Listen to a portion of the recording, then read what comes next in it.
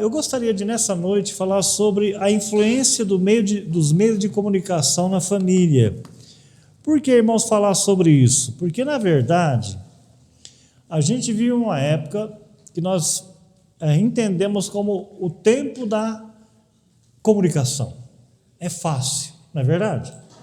Hoje, todo dia a Lena liga o celular lá na casa dela, em casa, né? E fala com a Priscila, a gente vê o Alisson, a gente vê a Raquel, o Noah, e manda beijo, parece que está ali, está próximo, porque de fato a gente tem hoje uma comunicação muito fácil. A gente fala com alguém que está lá na China, né?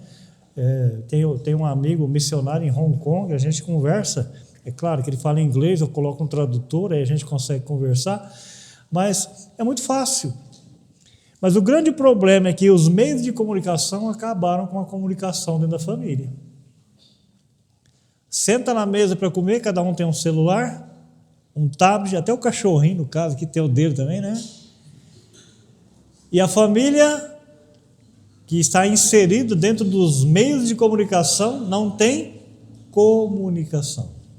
Por isso a gente quer falar um pouco sobre isso nessa noite, como um alerta, ao mesmo tempo como um aviso e ao mesmo tempo como um incentivo para que a gente entenda que os meios de comunicação não é um mal, tá bom?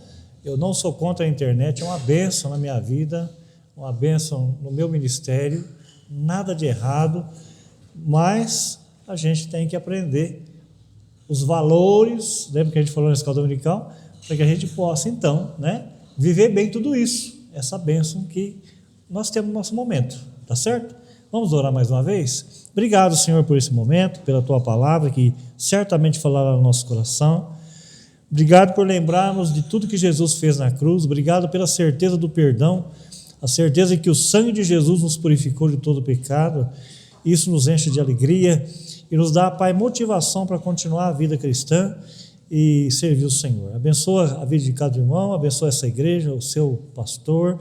Cuida, Senhor, da sua família, mais uma vez eu lhe peço, agradeço muito pela vida deles, pela amizade, pelo carinho, pela boa recepção que nós tivemos, que bênção, Pai, foi esse tempo.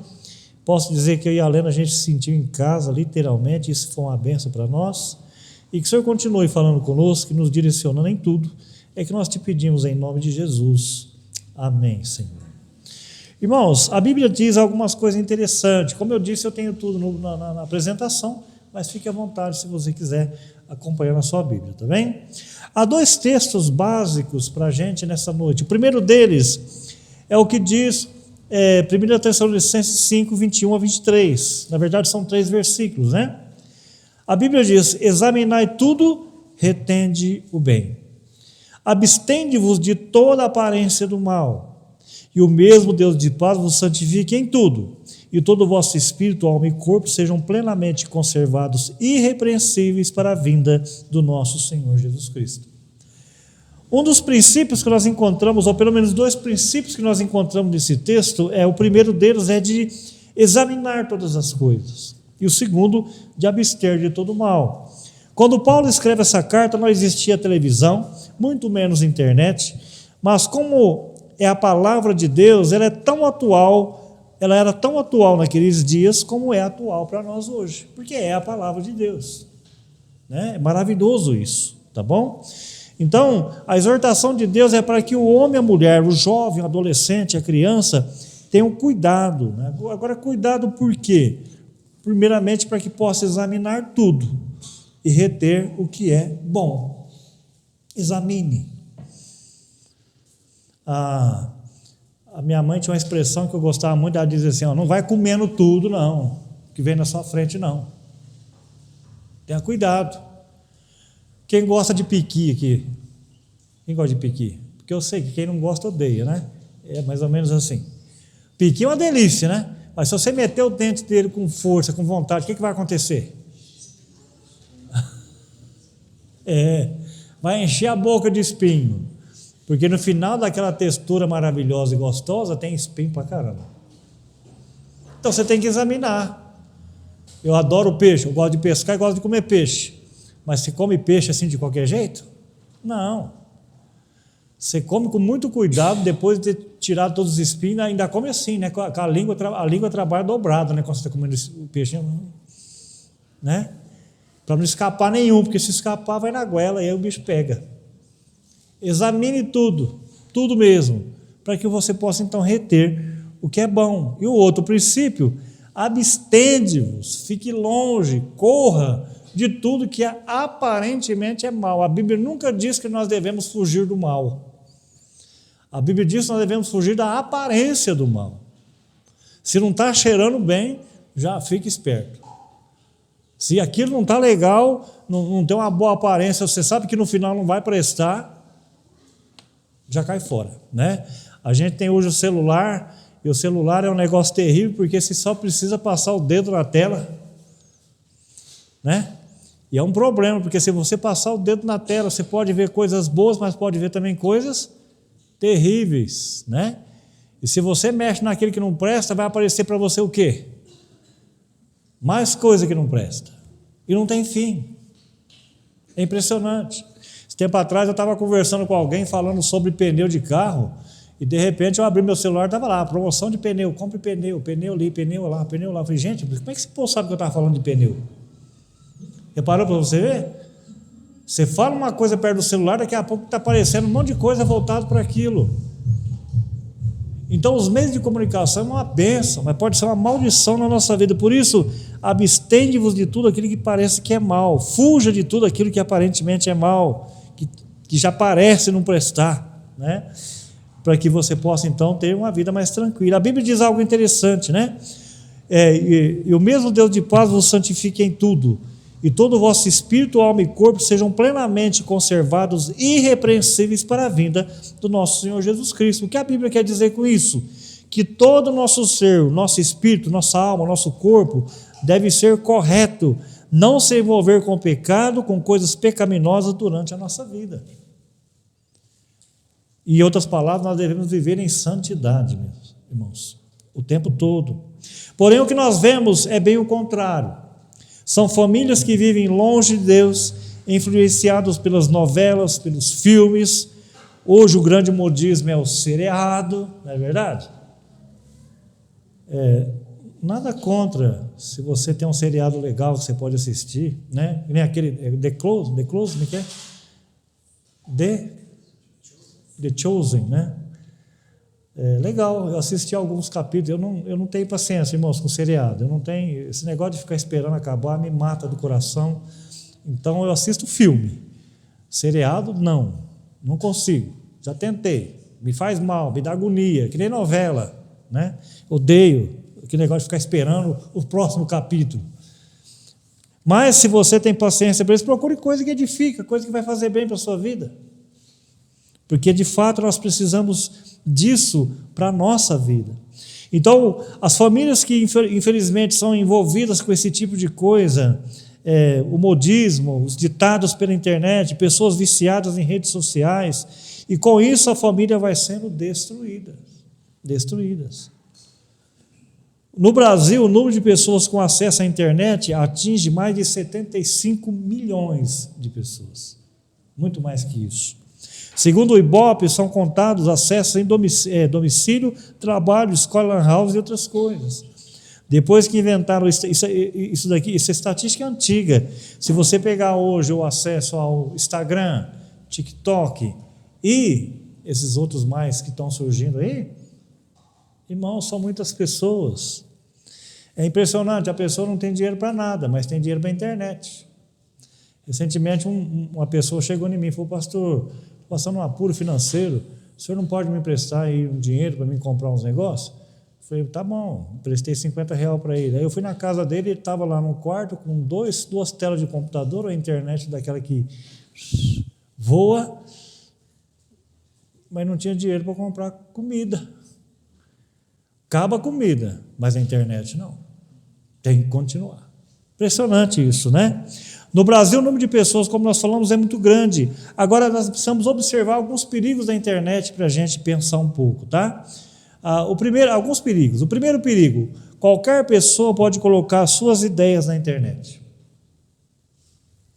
No passado, a comunicação de ideias ao público era privilégio de poucas pessoas com a influência, os recursos para imprimir suas publicações ou produzir programas de televisão ou rádio.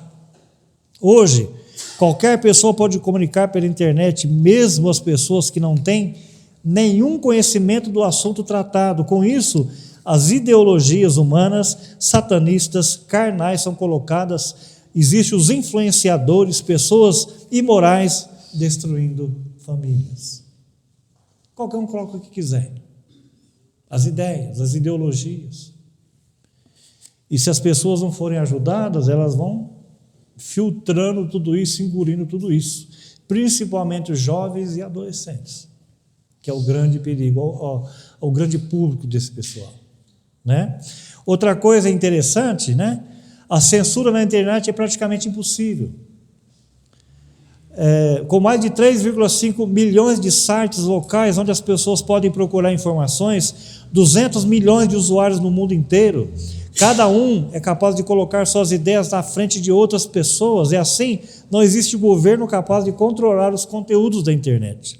Esse fato tem seu lado bom, em saber que ninguém pode suprimir artigos como este, mas ao mesmo tempo há muitas coisas erradas facilmente disponíveis na rede. Há milhares de sites que incentivam inimizades, violência, imoralidade, rebelião, adoração ao diabo. O correio eletrônico, e-mail, sites, bate-papo pode ser usado por pessoas maldosas com intenções impuras e criminosas. Quantas pessoas já morreram em encontros marcados pelas redes sociais? Muitas, inúmeras. Por outro lado, nós temos outra questão também. A disponibilidade de muitas informações quase de graça convida o usuário a ficar viciado na rede. Tempo que deveria ser usado para orar, estudar a Bíblia, louvar ao Senhor, estar com a família e com as outras pessoas, acaba sendo gasto na frente de uma tela. As pessoas não têm tempo para mais nada. Quando você chega em casa do serviço, qual a primeira coisa que você faz?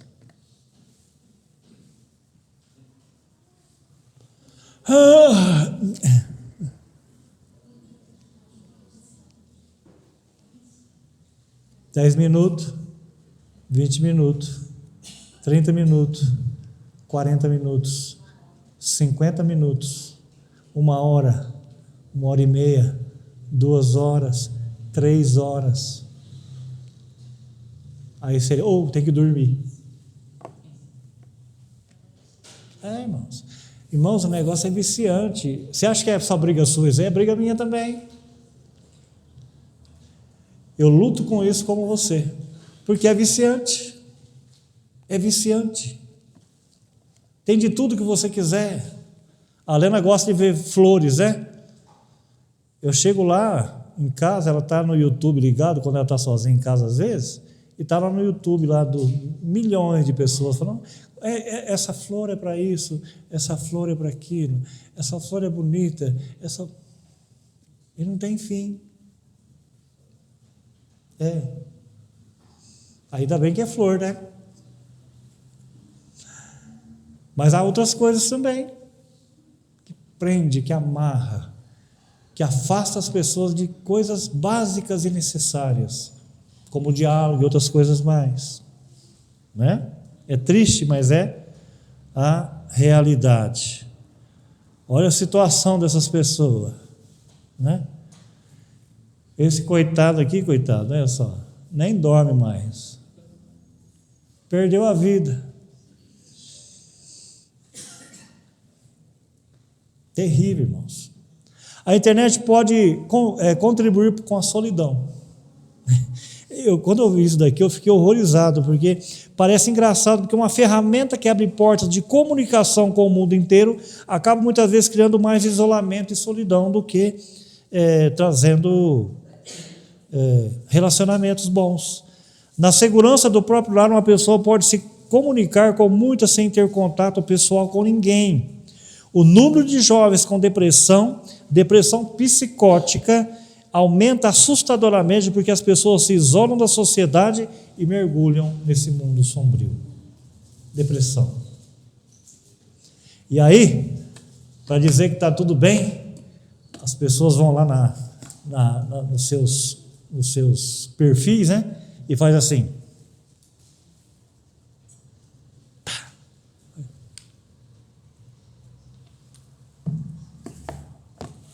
Por isso há tanto suicídio, por isso há tanta depressão.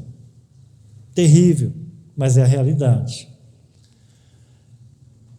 A depressão e o isolamento têm matado muitas pessoas. Pais e mães que trabalham o dia todo, quando chegam em casa, ficam à frente da TV e os filhos, ou no celular, e que precisam e acabam não ajudando a família, os filhos, e com isso as famílias são destruídas, e o caráter dessa família é destruído. A influência do mal traz morte e destruição do caráter futuro da família.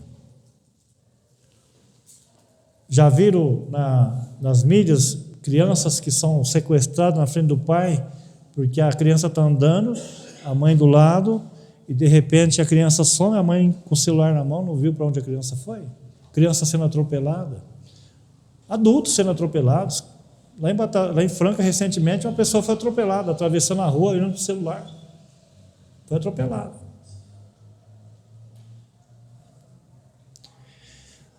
Sem contar ainda, irmãos, que as armadilhas da internet são terríveis, né? As armadilhas de Satanás contra a família através das mensagens, das amizades, nas redes sociais, que têm destruído casamentos e muitas vidas. Recentemente, isso aqui é uma reportagem de quando eu preparei esse estudo, então não é tão recente, mas uma pessoa, duas jovens foram assassinadas na Bahia depois de marcar um encontro pela internet. Elas foram abusadas, depois mortas. O número de jovens violentados aumentou depois do uso do WhatsApp. Adolescente de 13 anos marca encontro pela internet e desaparece. Menina violentada por marcar encontro na rede social. Existiu, algum tempo atrás, o chamado WhatsApp da morte, onde uma menor de 14 anos foi violentada e morta. E, infelizmente, o número de jovens viciados nas redes sociais perdem o temor de Deus, perdem o senso do certo e errado e estão expostos ao ridículo. Por isso, temos uma geração tão depravada, desobediente e imoral nos nossos dias. Agora, como resolver esse problema? Como nós podemos resolver tudo isso? Primeiro, pais e mães, a vocês pais e mães, Deus precisa ser presente na vida de vocês. A base de uma família está nos pais. O homem como sacerdote do lar e a mulher como ajudadora do lar. Eu tenho um estudo preparado, pastor, que se um dia Deus permitir, eu posso trazer para os homens o sacerdote do lar. Fantástico. O homem é o sacerdote do lar. Conversava com o irmão José, né? É isso mesmo? O primeiro ministério do homem é a sua família. O primeiro ministério que todos nós temos é o nosso lar. Esse é o nosso primeiro ministério. É fácil ser pai? É fácil ser um marido presente? Não. Dá trabalho? Dá muito trabalho. Dá muito trabalho, irmãos. Não é fácil, não. Então, quando a gente entra num casamento achando que é só a lua de mel e só lua de mel e lua de mel, você está enganado. Tem a lua de ferro. Tem a lua de ferro. E tem as faltas de lua. Porque tem noites escuras que a gente tem problema para resolver, a gente tem que resolver coisas, a gente tem que cuidar. Cuidar de filho dá trabalho. Cuidar de um casamento dá muito trabalho. Não é fácil, não. É muito trabalho, mas é compensador. Porque o final é maravilhoso, né? Pais aqui presentes, eu gostaria de ler para vocês esse texto. Então, dali buscarás ao Senhor teu Deus e o acharás quando buscar de todo o seu coração, de toda a tua alma. Pais aqui presente, Deus tem que ser o Senhor da sua vida. Como nós falamos ontem, seu trabalho é importante, mas Deus é maior, Ele é o maior bem da sua vida, depois da sua família. A menos que Deus esteja em primeiro lugar na sua vida, você não terá condições de dirigir sua família, livrando das armadilhas que o mundo e Satanás têm contra ela. Por isso o conselho de Deus é: busque ao Senhor, mas busque de todo o seu coração, toda a sua força. Seus filhos têm que sentir Deus na sua casa, na sua família. Ele tem que sentir o cheiro de Deus no ar dentro da sua casa. O temor de Deus deve estar na sua casa em todos os momentos. Eles precisam saber que Deus é prioridade para você. A leitura bíblica, a oração, o tempo devocional tem que ser parte importante da sua vida, porque na verdade, amados, nós devemos ensinar nossos filhos desde pequeno a orar, a ler a Bíblia, a decorar versículos, a ensinar nossos filhos a temer a Deus. Consequentemente, não haverá lugar para as armadilhas das redes sociais e nem do mundo. O meu tempo com Deus é maravilhoso e precisa ser. A leitura bíblica tem que ser obrigatória para cada um de nós, todo dia. Eu falo para o nosso pessoal lá, o grupo de louvor, principalmente o grupo de louvor nosso, a gente tem uma meta, a gente faz o devocional durante a semana e a gente discute o devocional antes do ensaio. Então, se o culto começa às 7h30, a gente chega lá às 5h30, 6 horas, para ter esse tempo. E se não fez devocional, não toque, não canta. Porque se eu não tive tempo para Deus durante a semana, o que eu tenho para oferecer para Deus no final de semana? É básico. E depois desse tempo devocional é fantástico, porque quando a gente senta lá, a gente começa a discutir. Olha, o versículo que mais falou no meu coração foi esse. Nossa, esse texto foi maravilhoso para mim. Eu estava passando uma luta e esse texto me ajudou a passar essa dificuldade. É isso que nós devemos fazer, irmãos. Memorizar a palavra. Quando o Juninho ficou adolescente, eu coloquei na tela do computador da nossa casa a seguinte frase: não colocarei coisas más diante dos teus olhos. Coloquei na tela do computador. É claro, meu filho teve suas crises, como todo jovem e adolescente tem. Mas a palavra de Deus fez a diferença e ergueu ele novamente para servi-lo. Nós precisamos, de fato, colocar isso na nossa vida. Há um texto na Bíblia que precisa ser base para cada um de nós. Vamos ler ele junto? O que diz? Mas buscai primeiro o reino de Deus e a sua justiça, e todas essas coisas vos serão acrescentadas. O princípio é: busque primeiro o reino de Deus e a sua justiça. Precisa ser a nossa base. Muitos filhos veem nos pais uma vida vazia e eles acabam tendo uma vida vazia também. E como diz o ditado, mente vazia é oficina de quem mesmo? Morreu um diácono na igreja. Tem diácono aqui? Morreu um diácono na igreja e estava sendo velado lá na frente. Enquanto ele estava sendo velado, veio o coral, cantou. Aí veio os irmãos, falaram alguma coisa. Aí veio o pastor, pregou uma mensagem poderosa. Irmãos, o céu se enriqueceu, a terra se empobreceu, pois um homem de Deus partiu para a glória. Nós estamos perdendo uma grande bênção nessa vida. E a viúva sentada junto com o filho no banco, assim do lado, só olhando assim, cabeça baixa. Aí quando o pastor acabou de fazer aquela exposição toda, a mulher cutucou o filho e falou assim: filho, vai lá ver se é seu pai mesmo, porque eu não estou acreditando. O homem em casa era um capeta, mas dentro da igreja era uma bênção. Vai lá ver se é seu pai. Que exemplo!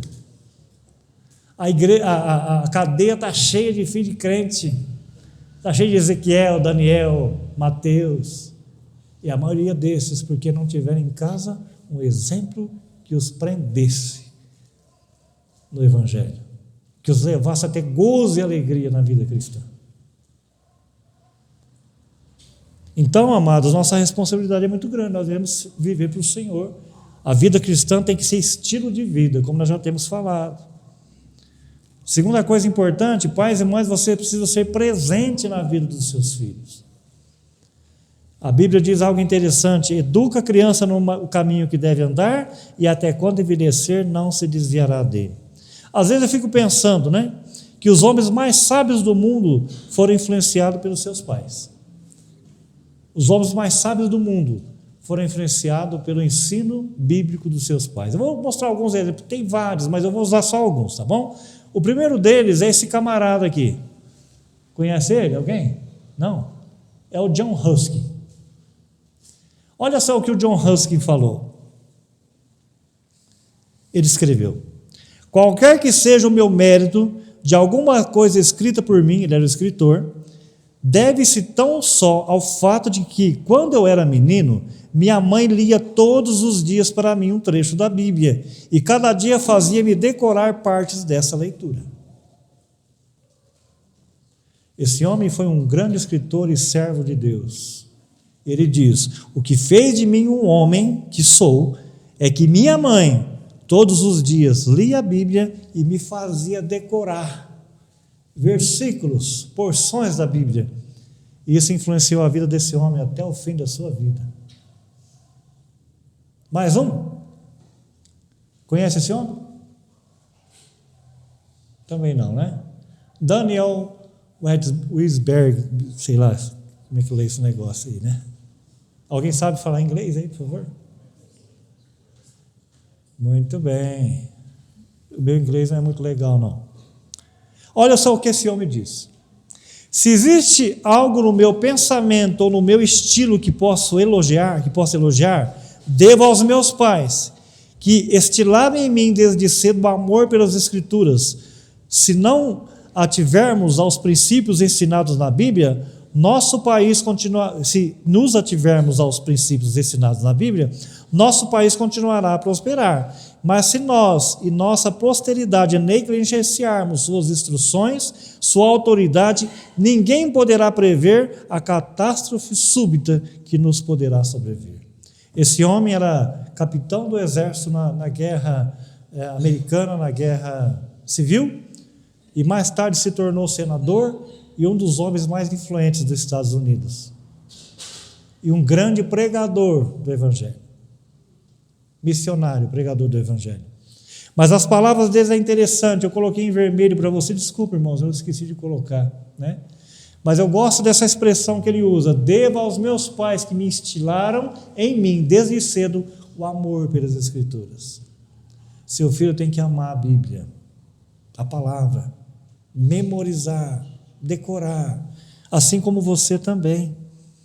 Mas é interessante que muitas crianças inocentes que poderiam ser ensinadas nesse caminho não foram, e se tornaram monstros terríveis na história.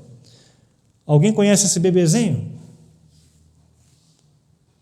Alguém sabe quem é esse bebezinho? É bonitinho, não é? Fala a verdade. É ou não é bonitinho? É esse homem aqui.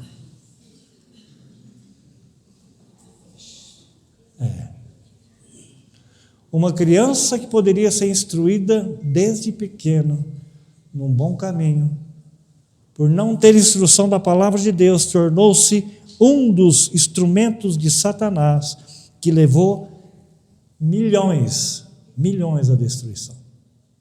Adolf Hitler também foi uma criancinha um dia, que tinha tudo para ser instruída da melhor maneira possível, mas não foi. Ele é responsável por todos esses massacres que vocês estão vendo aqui. Tudo isso daqui. Era uma criancinha inofensiva, que tinha tudo para ser ensinado no caminho certo, mas não foi. Entenda, irmão, a importância de ensinar a criança no caminho de Deus. A gente poderia colocar aqui uma turma, Marcola, né? E tantos outros, que um dia foi um bebezinho, mas não foi instruído, e por isso tornou-se no que se tornou. Você pode criar um filho que será uma bênção para a sociedade, como também você pode criar um filho que será um problema para você e para a sua posteridade, para a sociedade também. Tudo vai depender do ensino que você tem dado a eles. Por isso o conselho de Deus é esse: educa a criança no caminho que deve andar, e até quando envelhecer, não se desviará dele. Agora, que caminho é este? Primeiro, Deus existe e deve ser temido e honrado. Eu gosto desse versículo que diz isso daqui: todos os teus filhos serão ensinados no Senhor, e a paz dos teus filhos será abundante, diz Isaías capítulo 54, versículo 13. Ensina o seu filho quem é Deus, porque eles precisam amar a Deus, que Deus é importante na vida deles. Pastor, mas eu não sei. Não se preocupe, leia a Bíblia E tudo aquilo que você lê, ensine para ele. A gente não tem muito segredo, não, irmãos. Jesus já deixou escrito aí o que a gente tem que fazer. É ou não é? Está lá escrito. Ensina ele a fazer aquilo que está escrito lá. É simples assim. Qualquer dúvida, pastor Leandro está aqui. Pastor, eu estou tendo dificuldade. Me ajuda. E se o pastor Leandro não conseguir, tem o pastor Joel lá do Prega a Palavra, que vai ajudar ele.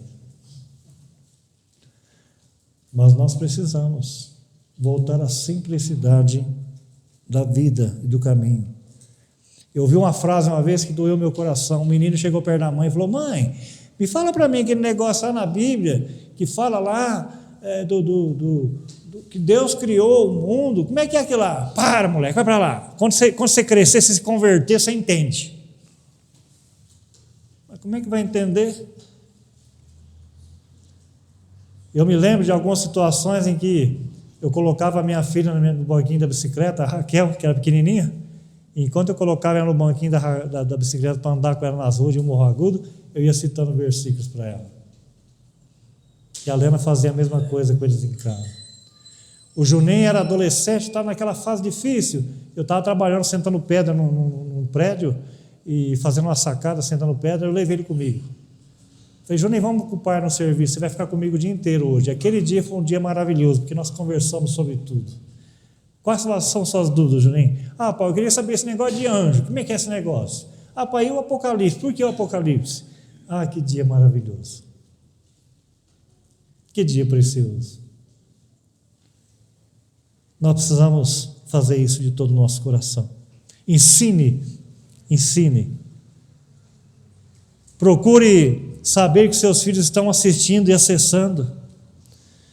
Eu tinha um negócio comigo que eu apanhei muito na igreja lá em Batatais por causa disso, que algumas pessoas ficaram bravas comigo, porque eu falei: eu não dou celular para criança. Eu falei isso, arrumei uma encrenca, irmãos. Imagina o tamanho da encrenca que eu arrumei por causa disso. Eu sei que hoje é um pouco difícil não fazer isso, né? Mas você deve, se der um celular para a criança, acompanhe o que ele está vendo. Coloque restrição. Hoje tem como fazer, né? Você coloca a restrição, tranquilo. E você consegue controlar tudo. Pastor, eu podia falar até que hora?